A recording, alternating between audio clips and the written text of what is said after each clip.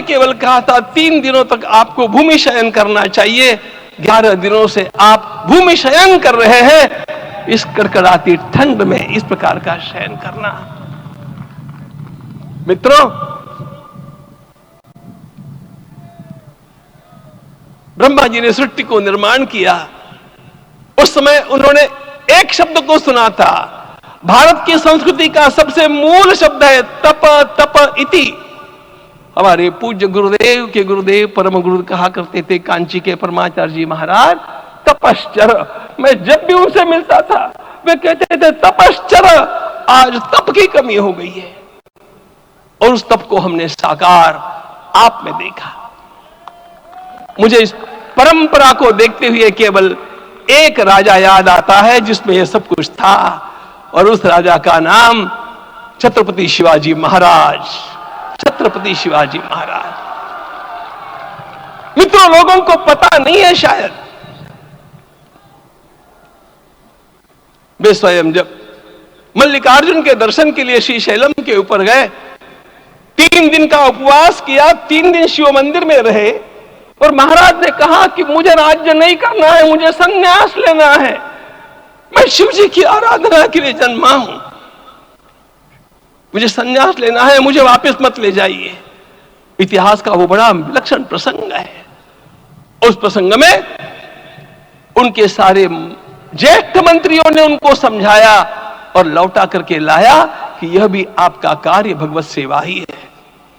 आज हम लोगों को उसी प्रकार के एक महापुरुष ऐसे प्राप्त हुए हैं जिसको भगवती जगदम्बा ने स्वयं हिमालय से लौटा करके भेज दिया कि जाओ भारत माता की सेवा करो। तुम्हें भारत माता की सेवा करनी है। मैं अपने को कभी श्रद्धा रखने के बारे में भावुक नहीं पाता हूं, लेकिन कुछ स्थान ऐसे होते हैं जहां पर आदर के साथ अपना मस्तक अपने आप झुक जाता है।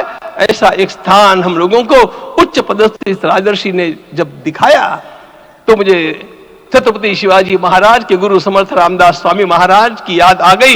उन्होंने शिवाजी का वर्णन किया, निश्चयाचा महामेरु, निश्चयाचा महामेरु, बहुत जनासी आधारू, अखंड स्थितिता निर्धारू, श्रीमंत योगी, श्रीमंत योगी, श्रीमंत योगी। हम लोगों को आज एक श्रीमंत योगी प्राप्त हुआ।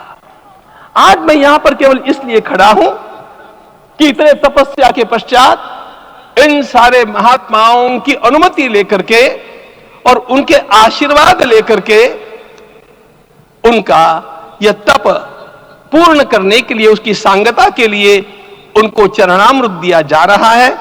आप सबकी सहमति हो तो आप सब लोग ओंकार का घोष करके मुझे सहमति दें।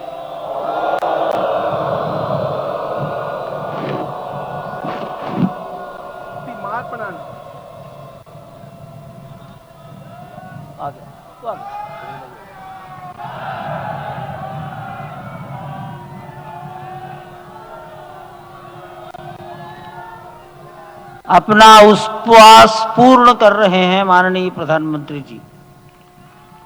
11 दिवसीय उपवास को वो पूर्ण कर रहे हैं।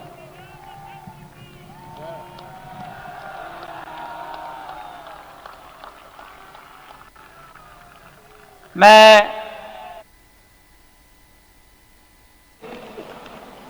श्री राम जन्मभूमि तीर्थ क्षेत्र न्यास के अध्यक्ष पूज्य महंत नृत्य गोपाल दास जी, श्री राम जन्मभूमि तीर्थ क्षेत्र न्यास के कोषाध्यक्ष पूज्य स्वामी गोविंद देव गिरी जी,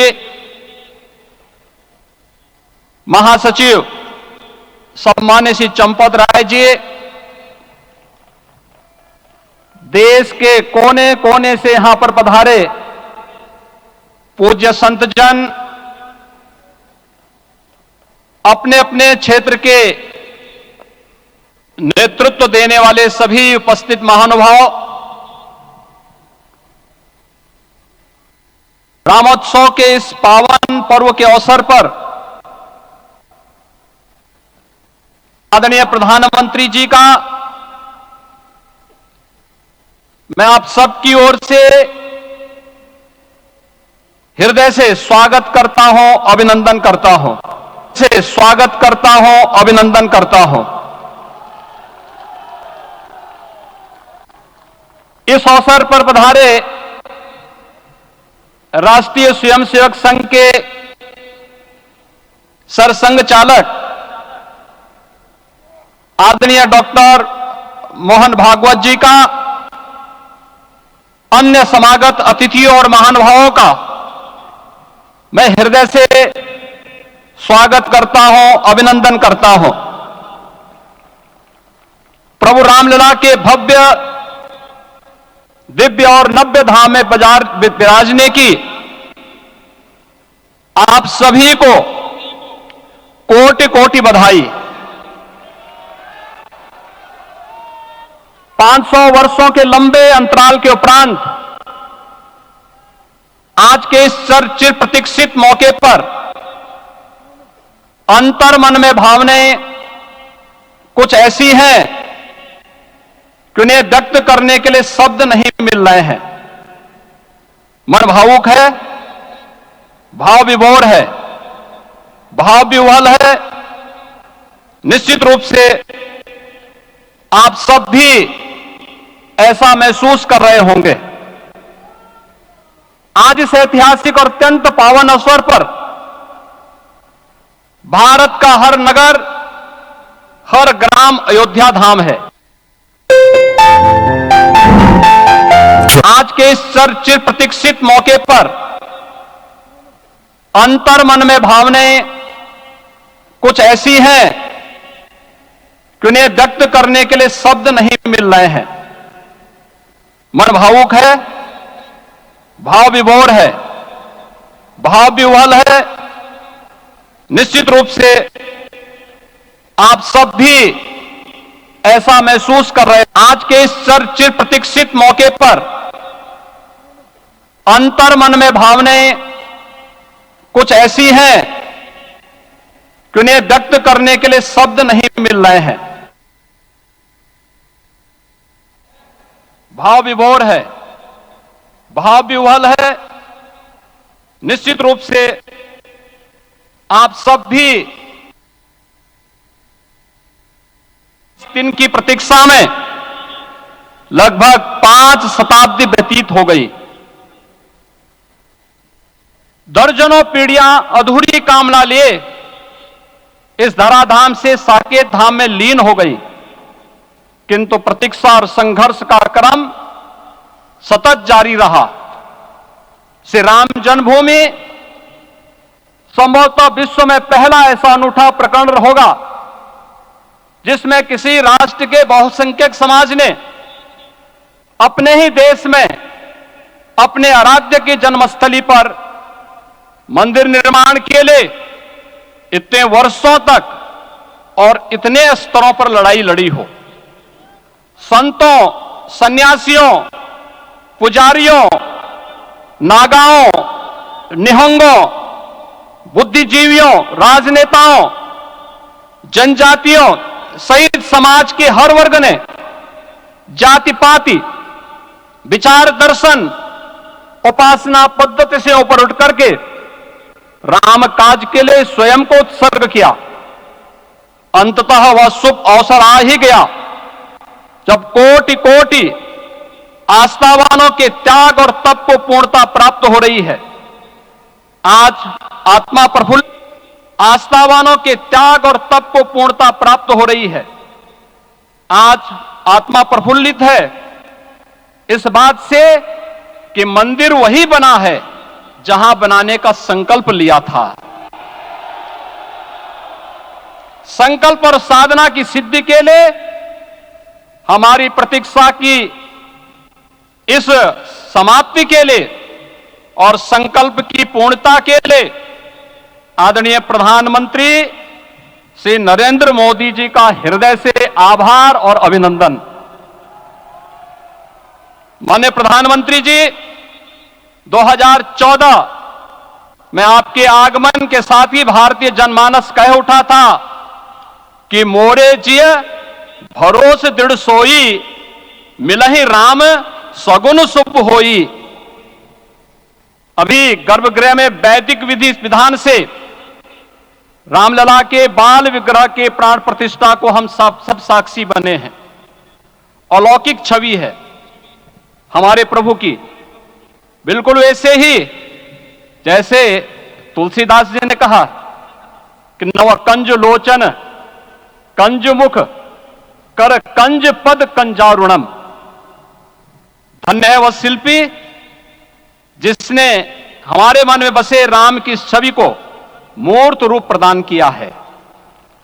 विचारों और भावनाओं की विहवलता के बीच मुझे पूज्य संतों और अपनी गुरु परंपरा का पुण्य स्मरण हो रहा है। आज उनकी आत्मा को असीम संतोष और आनंद की अनुभूति हो रही होगी। जिन परंपराओं की पीढ़ियां श्री राम जन्मभूमि मुक्ति के रूप में अपनी आहुति दे चुकी है, उनकी पावन स्मृतियों को मैं यहां पर कोटि कोटि नमन करता हूं। श्री राम जन्मभूमि महायज्ञ न केवल सनातन आस्था और विश्वास की परीक्षा का काल रहा, बल्कि संपूर्ण भारत को एकात्मता के सूत्र में बांधने के लिए राष्ट्र की सामूहिक चेतना जागरण के ध्येय में भी सफल सिद्ध हुआ है।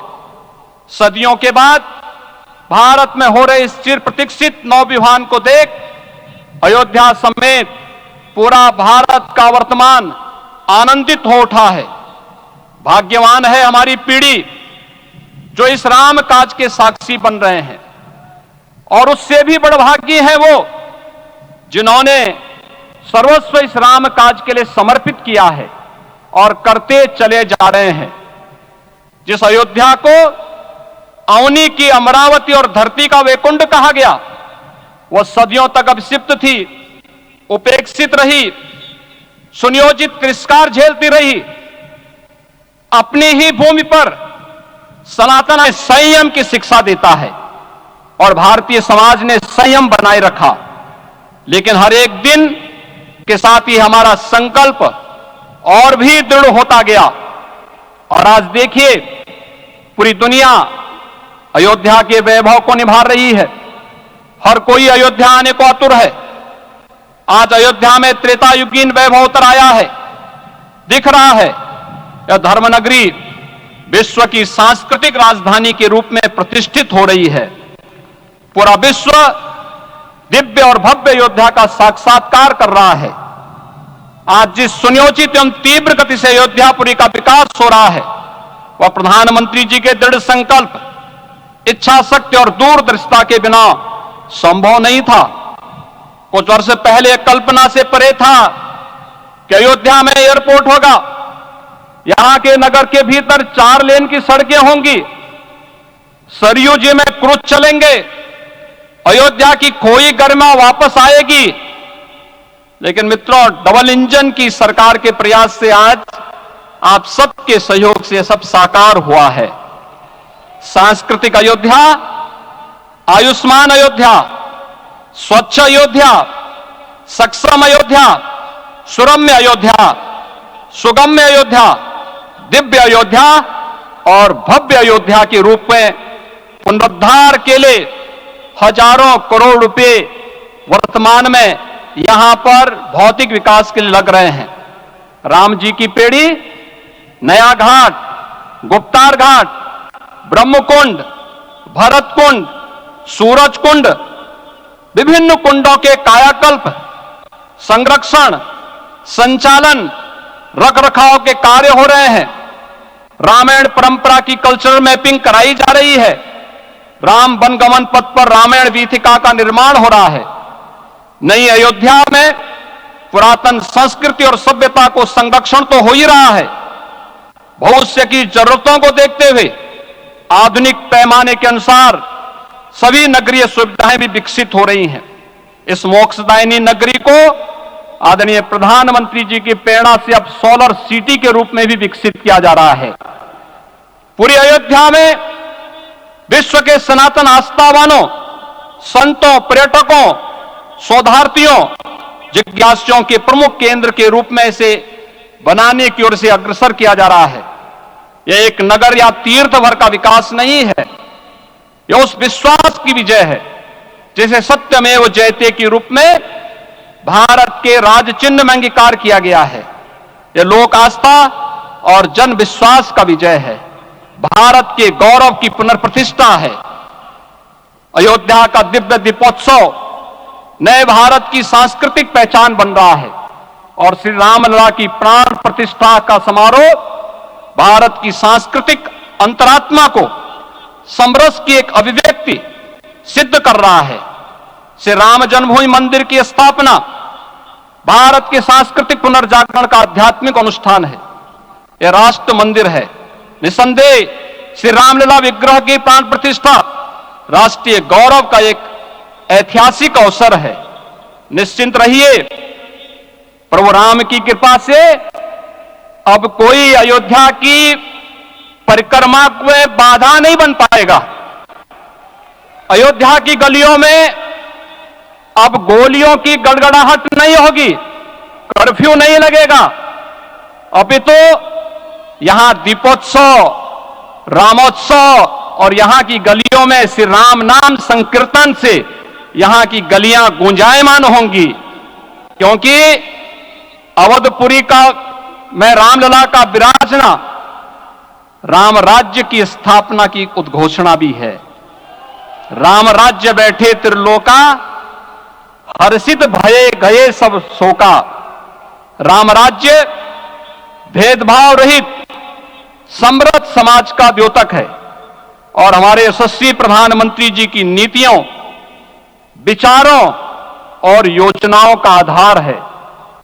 भव्य दिव्य राम जन्मभूमि मंदिर के स्वप्न को साकार रूप देने में योगदान देने वाले सभी वास्तुविदों, अभियंताओं, शिल्पियों और श्री राम जन्मभूमि तीर्थ क्षेत्र न्यास के सभी पदाधिकारियों को हृदय से धन्यवाद। पुनः आप सभी को रामलला के विराजने की इस ऐतिहासिक पुण्य घड़ी की बधाई। आदरणीय प्रधानमंत्री जी, आदरणीय सरसंघ चालक जी, माननीय राज्यपाल महोदया और आप सभी महानुभावों का मैं एक बार फिर से हृदय से स्वागत और अभिनंदन करते हुए हम सब जो संकल्प पूर्वजों ने लिया था उसकी सिद्धि की भी सभी को बधाई देते हुए प्रभु के चरणों में एक बार पुनः नमन करते हुए पूरे प्रदेश और देशवासियों को आज के इस रामोत्सव के अवसर पर कोटि कोटि बधाई और अभिनंदन देते हुए अपनी वाणी को विराम देता हूं। जय जय सीताराम। राष्ट्रीय स्वयंसेवक संघ के सरसंघ चालक डॉक्टर मोहन राव भागवत जी।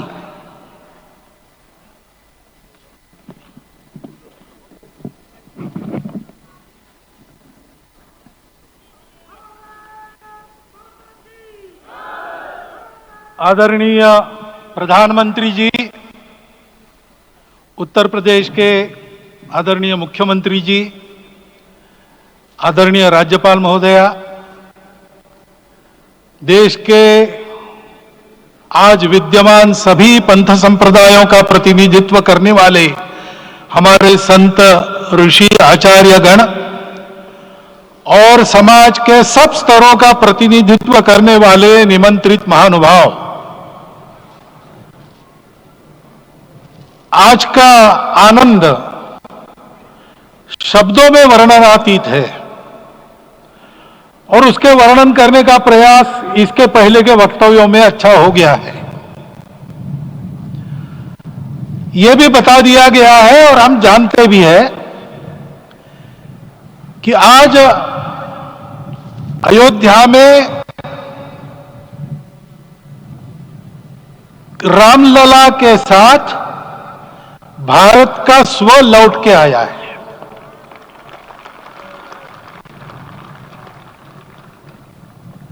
और संपूर्ण विश्व को त्रासदी से राहत देने वाला एक नया भारत खड़ा होके रहेगा, इसका प्रतीक आज का कार्यक्रम बन गया है। ऐसे समय में आपके उत्साह का, आपके आनंद का वर्णन कोई नहीं कर सकता। हम यहां पर अनुभव कर रहे हैं, पूर्ण देश में यही वातावरण है। छोटे छोटे मंदिर के सामने दूरदर्शन पर इस कार्यक्रम को सुनने वाले हमारे समाज के करोड़ों बंधु वहां पहुंच न पाए, ऐसे घर घर के हमारे नागरिक सज्जन, माता भगिनी सब भाव विभोर है, सब में आनंद है, सब में उत्साह है। और ऐसे समय में जोश की बातों में थोड़ी सी होश की बात करने का काम मुझे ही दिया जाता है। आज हमने सुना कि इस प्राण प्रतिष्ठा महोत्सव में पधारने के पूर्व प्रधानमंत्री जी ने कठोर व्रत रखा। जितना कठोर व्रत रखने को कहा था उससे कई गुना अधिक कठोर व्रताचरण उन्होंने किया। मेरे पुराना उनसे परिचय है, मैं जानता हूं वो तपस्वी है ही, परंतु वो अकेले तप कर रहे हैं, हम क्या करेंगे। अयोध्या में रामलला आए, अयोध्या से बाहर क्यों गए थे, रामायण में क्यों गए थे बाहर, तो अयोध्या में कलह हुआ। अयोध्या उस पुरी का नाम है जिसमें कोई द्वंद्व नहीं, जिसमें कोई कलह नहीं, जिसमें कोई दुविधा नहीं। वो हुआ 14 वर्ष वनवास में गए। वो सब ठीक होने के बाद दुनिया के कलह को मिटा के वापिस आए। आज रामलला वापस फिर से आए हैं 500 साल के बाद। जिनके त्याग तपस्या प्रयासों से ये सोने का दिन आज हम देख रहे, सुवर्ण दिवस देख रहे, उनका स्मरण प्राण प्रतिष्ठा के संकल्प में हम लोगों ने कहा, आपने सुना होगा, स्मरण किया। उनकी तपस्या को, उनके त्याग को, उनके परिश्रम को शत बार, सहस्त्र बार, कोटि बार नमन है। रामलला के यहां इस युग में आज के दिन फिर वापस आने का इतिहास जो जो श्रवण करेगा वो राष्ट्र के लिए कर्मप्रवण होगा और उसके राष्ट्र का सब दुख दैन्य हरण होगा। ऐसे इस इतिहास का सामर्थ्य है। परंतु उसमें हमारे लिए कर्तव्य का आदेश भी है। प्रधानमंत्री जी ने तप किया, अब हमको भी तप करना है। राम राज्य आने वाला है, वो कैसा था, दैहिक दैविक भौतिक तापा, राम राज नहीं कहू व्यापा, सब नर करहि परस्पर प्रीति, चलहि स्वधर्म निरत श्रुति नीति, सब निर्दंभ धर्मरत पुनि, नर अरु नारी चतुर सब गुनी, सब गुणज्ञ पंडित सब ज्ञानी, सब कृतज्ञ नहीं कपट सयानी। राम राज्य के सामान्य नागरिकों का जो वर्णन है, हम भी इस गौरवमय भारतवर्ष की संतानें हैं। कोटि कोटि कंठ उसका जयगान करने वाले हमारे हैं। हमको इस प्रकार के व्यवहार को रखने का तप आचरण करना पड़ेगा। हमको भी सारे कलह को विदाई देनी पड़ेगी। छोटे छोटे परस्पर मत रहते हैं, छोटे छोटे विवाद रहते हैं, उसको लेकर लड़ाई करने की आदत छोड़ देनी पड़ेगी। आखिर है क्या, ये बात बताइए। वो सामान्य नागरिक कैसे थे, निर्दंभ प्रामाणिकता से आचरण करने वाले, केवल बातें करने वाले नहीं और बातें करके उसका अहंकार पालने वाले नहीं थे, काम करते थे, आचरण करते थे और अहंकार नहीं था। ऐसे वो थे और धर्मरत थे। यानी क्या थे, इस पर कठिन भाषा में प्रवचन बहुत लंबा हो सकता है, लेकिन थोड़े में धर्म के जो 4 मूल्य जिनकी चौखट पर धर्म है, ऐसा श्रीमद् भागवत में बताया है, सत्य करुणा शुचिता तपस, उसका आज हमारे लिए युगानुकूल आचरण क्या है। तो सत्य कहता है कि सब घटों में राम है, ब्रह्म सत्य है, वही सर्वत्र है। तो हमको ये जानकर आपस में समन्वय से चलना होगा, क्योंकि हम चलते हैं, सबके लिए चलते हैं, सब हमारे हैं, इसलिए हम चल पाते हैं। और इसलिए आपस में समन्वय रखकर व्यवहार करना यह धर्म का पहला जो पैर है, सत्य, उसका आचरण है। करुणा दूसरा कदम है, उसका आचरण है सेवा और परोपकार। सरकार की कई योजनाएं गरीबों को राहत दे रही, सब हो रहा है, लेकिन हमारा भी कर्तव्य है, ये सब समाज बांधव हमारे अपने बंधु है, तो जहां हमको दुख दिखता है, पीड़ा दिखती है, वहां हम दौड़ जाए, सेवा करें, दोनों हाथों से कमाएं, अपने लिए न्यूनतम आवश्यक रखकर बाकी सारा वापस दे, सेवा और परोपकार के माध्यम से। यह करुणा का अर्थ आज है। शुचिता पर चलना है, यानी पवित्रता होनी चाहिए। पवित्रता के लिए संयम चाहिए, अपने को रोकना है। सब अपनी इच्छाएं, सब अपने मत, सब अपनी बातें ठीक होंगी ही ऐसा नहीं, और होगी तो भी अन्यों के भी मत है, अन्यों की भी इच्छाएं हैं, और इसलिए अपने आप को संयम में रखते हैं तो सारी पृथ्वी सब मानवों को जीवित रखेगी। गांधी जी कहते थे, earth has enough for everyone's need but it cannot satisfy everyone's greed. तो लोभ नहीं करना, संयम में रहना और अनुशासन का पालन करना, अपने जीवन में अनुशासित रहना, अपने कुटुंब में अनुशासन रहना, अपने समाज में अनुशासन रहना। सामाजिक जीवन में नागरिक अनुशासन का पालन करना। भगिनी निवेदिता कहती थी कि स्वतंत्र देश में नागरिक संवेदना रखना और नागरिक अनुशासन का पालन करना, यही देशभक्ति का रूप है। इससे जीवन में पवित्रता आती है। और तपस का तो मूर्तिमान उदाहरण आपके सामने आज दिया गया। व्यक्तिगत तपस तो हम करेंगे, सामूहिक तपस क्या है? संगच्छध्वम संवदध्वम सम वो मनांसी जानता। हम साथ चलेंगे, बोलेंगे आपस में, उसमें से एक सहमति का संवाद निकालेंगे, एक ही भाषा बोलेंगे, वो वाणी मन वचन कर्म समन्वित होगा और मिलके चलेंगे, अपने देश को विश्व गुरु बनाएंगे। ये तपस हम सबको करना है। 500 वर्षों तक अनेक पीढ़ियों ने लगकर परिश्रम करके प्राणों का बलिदान देके खून पसीना बहाकर आज ये आनंद का दिन सारे राष्ट्र को उपलब्ध करा दिया। उन सबके प्रति हमारे मन में कृतज्ञता है। मैं यहां बैठता हूं तो मेरे मन में विचार आता है कि मुझे बिठाया, मैंने क्या किया? वो तो जो उन्होंने किया उसका प्रतिनिधि भी मुझे बनाया गया है।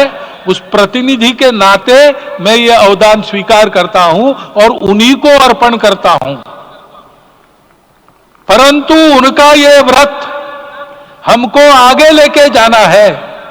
जिस धर्म स्थापना विश्व में करने के लिए राम का अवतार हुआ था, उस धर्म स्थापना को अनुकूल स्थिति अपने आचरण में अपने देश में उत्पन्न करना, यह अपना कर्तव्य बनता है।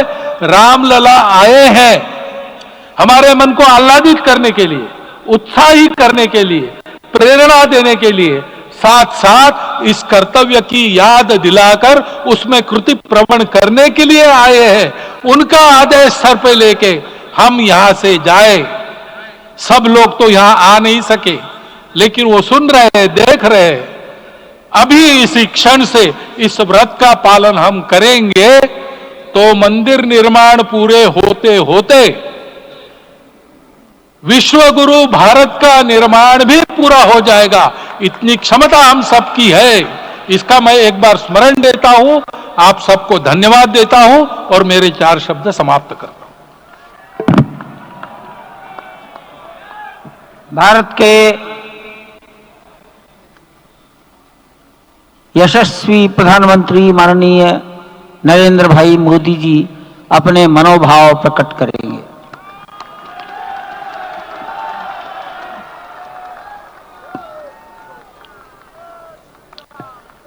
सियावर रामचंद्र की जय। सियावर रामचंद्र की जय। श्रद्धेय मंच, सभी संत एवं ऋषिगण, यहां उपस्थित और विश्व के कोने कोने में हम सबसे साथ जुड़े हुए सभी राम भक्त, आप सबको प्रणाम, आप सबको राम राम।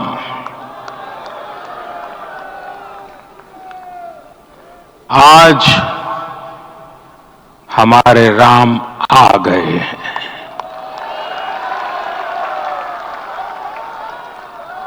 सदियों की प्रतीक्षा के बाद हमारे राम आ गए हैं। सदियों का अभूतपूर्व धैर्य, अनगिनत बलिदान, त्याग और तपस्या के बाद हमारे प्रभु राम आ गए हैं। इस शुभ घड़ी की आप सभी को, समस्त देशवासियों को बहुत बहुत बधाई। मैं अभी गर्भगृह में ईश्वरीय चेतना का साक्षी बनकर आपके सामने उपस्थित हुआ हूं। कितना कुछ कहने को है, लेकिन कंठ अवरुद्ध है। मेरा शरीर अभी भी स्पंदित है, चित्त अभी भी उस पल में लीन है।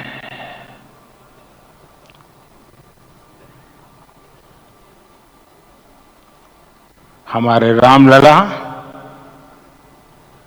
अब टेंट में नहीं रहेंगे।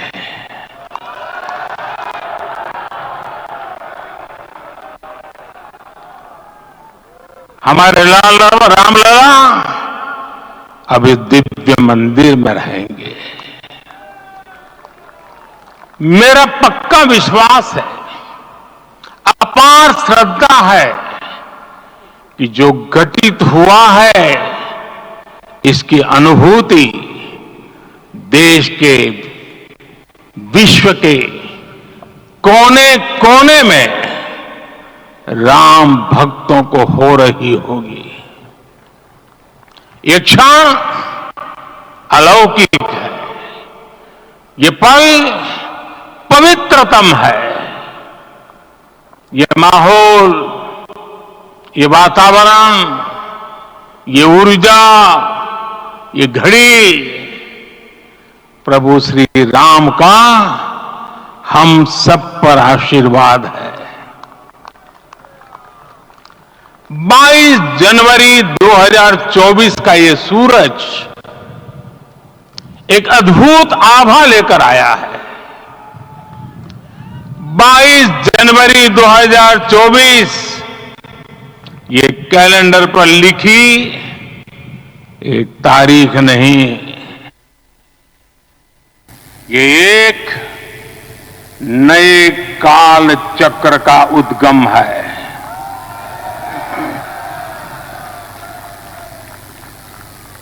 राम मंदिर के भूमि पूजन के बाद से प्रतिदिन पूरे देश में उमंग और उत्साह बढ़ता ही जा रहा है।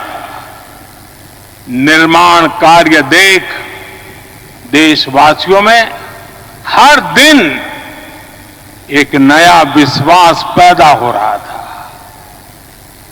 आज हमें सदियों के उस धैर्य की धरोहर मिली है। आज हमें श्री राम का मंदिर मिला है। गुलामी की मानसिकता को तोड़कर उठ खड़ा हो राष्ट्र, अतीत के हर दंश से हौसला लेता हुआ राष्ट्र ऐसे ही नव इतिहास का सृजन करता है। आज से 1000 साल बाद भी लोग आज की इस तारीख की, आज के इस पल की चर्चा करेंगे।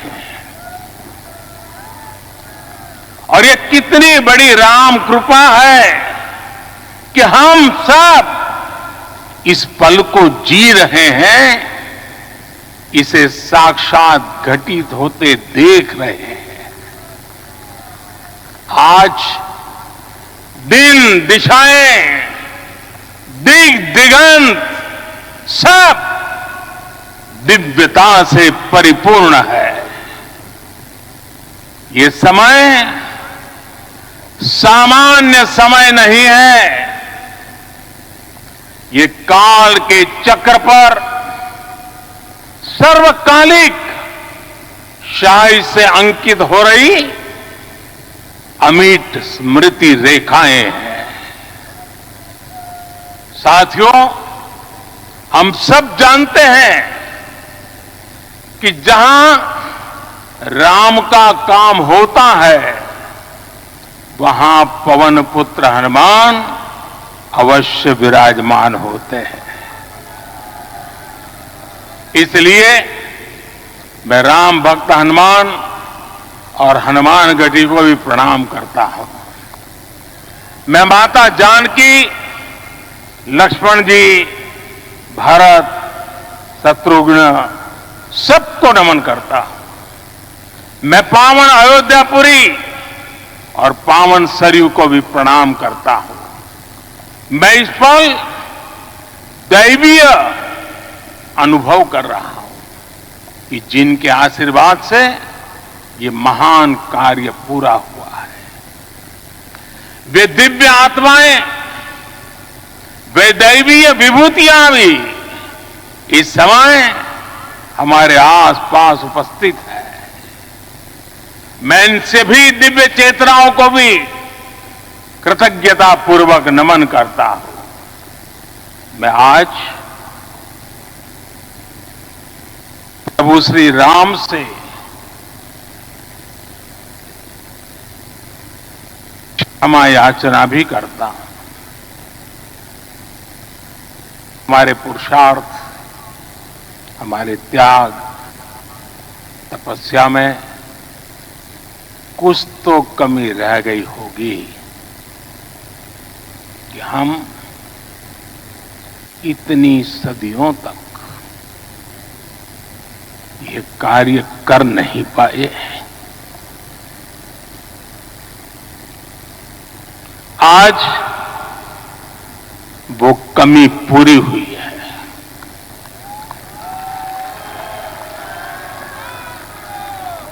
मुझे विश्वास है प्रभु राम आज हमें अवश्य क्षमा करेंगे। मेरे प्यारे देशवासियों, त्रेता में राम आगमन पर पूज्य संत तुलसीदास जी ने लिखा है, प्रभु बिलो की हर से पुरबासी, जनित वियोग विपत्ति समनासी। अर्थात प्रभु का आगमन देकर ही सब अयोध्यावासी, समग्र देशवासी हर्ष से भर गए। लंबे वियोग से जो आपत्ति आई थी, उसका अंत हो गया। उस कालखंड में तो वो वियोग केवल 14 वर्षों का था, तब भी इतना असह्य था। इस युग में तो अयोध्या और देशवासियों ने सैकड़ों वर्षों का वियोग सहा है। हमारी कई कई पीढ़ियों ने वियोग सहा है। भारत के तो संविधान में उसकी पहली प्रति में भगवान राम विराजमान है। संविधान के अस्तित्व में आने के बाद भी दशकों तक प्रभु श्री राम के अस्तित्व को लेकर कानूनी लड़ाई चली। मैं आभार व्यक्त करूंगा भारत की न्यायपालिका का, जिसने न्याय की लाज रख ली।